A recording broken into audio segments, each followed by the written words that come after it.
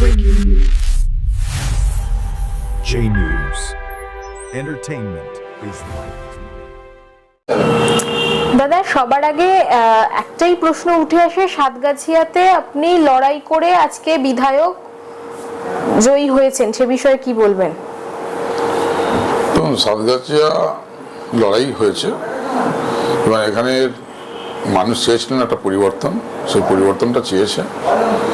সময়টা একটু কম পেয়েছিলাম, আমি খাটলে আরও ভালো ফল হতো, সেই জন্যে যেটা পেয়েছি সেটাই খুশি। আগামী দিন আরও যাতে বেশি ভোটে জেতা যায় সেই জন্যে মানুষের পরিষেবা দেবো এবং মানুষের কাছে পৌঁছে যাব, আরও ভালো ফল হবে।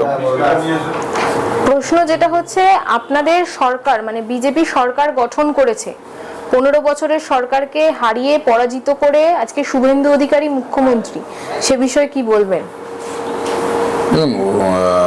আমাদের মাননীয় শুভেন্দু অধিকারী মহাশয় একদম যোগ্য মুখ্যমন্ত্রী আমাদের পার্টির, এবং শুভেন্দুদা ছাড়া এই পশ্চিমবাংলা মুখ্যমন্ত্রী হওয়ার মতো আমার চোখের সামনে কেউ নেই। উনি অ্যাপ্রোপ্রিয়েট একেবারে পশ্চিমবঙ্গের জন্যে মুখ্যমন্ত্রী হিসাবে এবং পশ্চিমবঙ্গ চালাবার জন্যে, মানুষের সমস্ত পাশে থাকার জন্য, সমস্ত মা বোনেদের পাশে এবং উন্নয়নের স্বার্থে সব কিছু জন্য শুভেন্দুদাই একমাত্র আমাদের মানুষের পাশে থেকে উন্নতির রাস্তা তৈরি করার একমাত্রই পথ। আর এই যে আপনার সাতগাছিয়া কেন্দ্রে সংখ্যালঘুর সংখ্যাটা কিন্তু বেশ পরিমাণে আছে, তাদের বিষয়ে কি ভাবছেন? তাদেরকে তো একটা মানে বলা হচ্ছে যে বিজেপি সরকার এসেছে, তাদের কোনো পরিষেবা দেওয়া হবে না, একটা ভয় দেখানোর মতো একটা পরিস্থিতি তৈরি হচ্ছে যে তাদের ইন ফিউচার সমস্যা হতে পারে, সে বিষয়ে আপনি কি বলবেন? আপনার দেখুন, আমাদের ভারতীয় জনতা পার্টি কোনো ধর্ম নিয়ে রাজনীতি করে না, সবাইকে নিয়ে সংখ্যালঘু থেকে শুরু করে জাতি ধর্ম নির্বিশেষে সবাইকে নিয়ে আমাদের পার্টি। তা এটা নিয়ে আমাদের কিছু কোনো প্রভাব পড়েনি, তবে মুসলিম ভোট একটু বেশি পেলে আমাদের ভালো হতো আরও। তবে আগামী দিনে আশা করি আমাদের মুসলিম ভাইরা, সংখ্যালঘু ভাইরা আমাদের সাথে আসবে এবং আরও বেশি ভোটে আমাদের জয়লাভ হবে।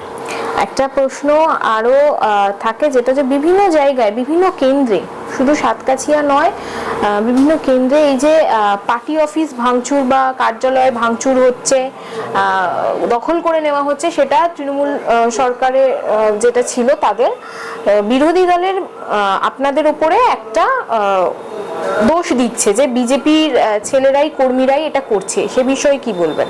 দেখুন, আমাদের বিজেপি সাংগঠনিক দল সর্বভারতীয় পার্টি, বিজেপি বিশ্বের সর্বশ্রেষ্ঠ দল, সর্বশ্রেষ্ঠ বৃহৎ পার্টি। বিজেপি পার্টি কোনো খারাপ কাজের সঙ্গে লিপ্ত থাকে না। যেগুলো দেখছেন এগুলো তৃণমূলেরই একটা টিম, যারা রাতের মধ্যে তারা জামা পাল্টেছে, তারাই এইসব কাজগুলো সব করে। বিজেপি কোনো খারাপ কাজ আমাদের পার্টি করতে জানে না এবং শেখায় না। মোদিজির সেই বার্তা আছে আমাদের কাছে। প্রথম আপনি যে বিধায়ক হয়েছেন, বিধায়ক পদে আপনি নিযুক্ত হয়েছেন, জয়ী হয়েছেন, প্রথম কাজ আপনার কি থাকবে আপনার কেন্দ্রের জন্য? প্রথম কাজ আমার থাকবে আমার মা বোনেদের সুরক্ষা, মহিলাদের। পরবর্তীকালে অনেক কিছু আছে, সাতগাছিয়ায় কিছুই করেনি, উন্নয়নের কাজ অনেক পিছিয়ে আছে, সেগুলো আস্তে আস্তে করবো। যেমন পাড়ায় এখনো জলের কানেকশনটা বহুত প্রবলেম, মানে এখনো জলের কানেকশন হয়নি, জলের একটা বড় প্রবলেম, সেইগুলোকে আমরা প্রথম করব। তারপরে স্বাস্থ্য ব্যবস্থাটা এই এলাকায় যেগুলো প্রাথমিক হাসপাতালগুলো আছে সরকারি, সেগুলো কিছুই নেই। রাত্রিবেলা দেখা যাচ্ছে যে কুকুরের সঙ্গে রুগী শুয়ে আছে, তাহলে সেইগুলোকে একটা পরিষেবা করতে হবে। এবং সেখানে কিছু কিছু রুগী ভর্তি আছে, সেখানে দেখা গেল যে কোনো সিকিউরিটি গার্ড নেই, অথচ মায়েরা ভর্তি আছে, মহিলারা ভর্তি আছে, যদি কিছু রাত্রিবেলা ঘটে যায় তার কিছু করার ব্যবস্থা ছিল না। সেগুলো আমরা এখন প্রশাসনের কাছে দাবি করেছি যে ওখানে সিকিউরিটি গার্ডের ব্যবস্থা থাকবে, থানা থেকে অন্তত পুলিশ হোক, সিকিউরিটি হোক, ওখানে ব্যবস্থা করতে হবে, যাতে না বাইরে থেকে হঠাৎ কেউ কিছু আক্রমণ করতে পারে আমার রোগীদের উপরে, সেটা একটা থাকবে।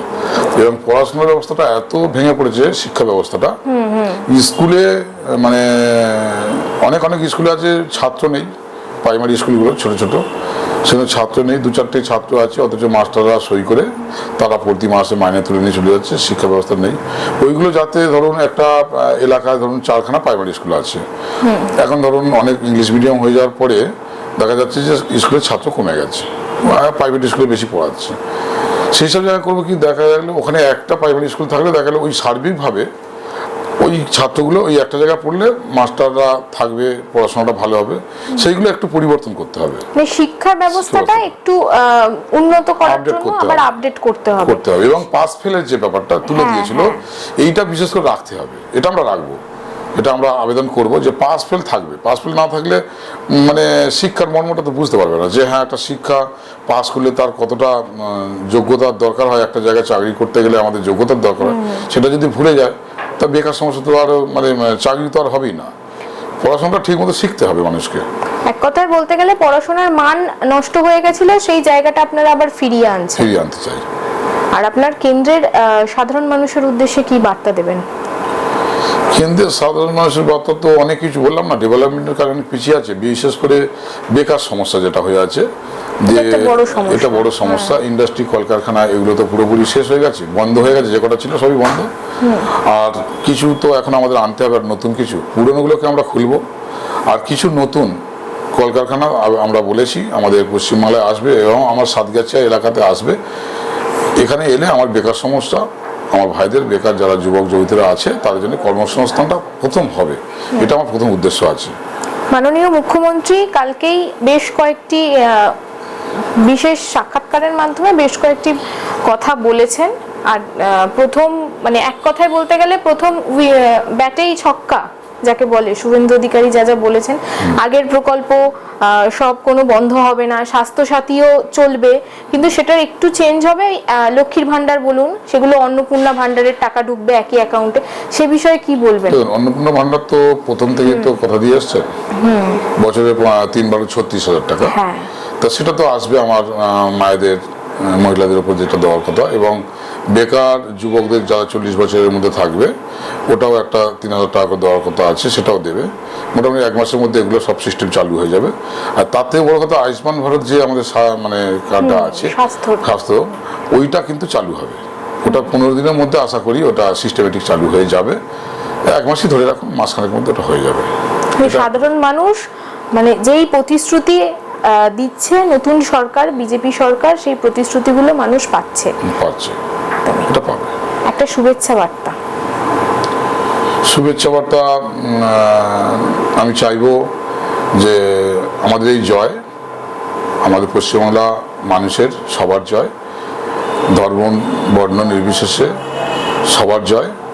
এখন যেহেতু আমরা ক্ষমতায় এসে গেছি, মানুষ আমাদের ক্ষমতায় আশীর্বাদ দিয়েছেন দুহাত ভরে, তাহলে এখন সমস্ত মানুষই আমাদেরই, মানুষের কাজ করতে হবে আমাদের।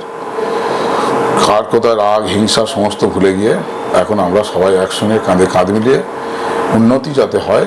ডবল ইঞ্জিন সরকার আমরা গড়েছি, মানুষ গড়েছে, তো তার উদ্দেশ্যে সবাই পরিষেবা পাবে ভালোভাবে, কর্মসংস্থান পাবে, আর আমার মা বোনেরা সুরক্ষা পাবে।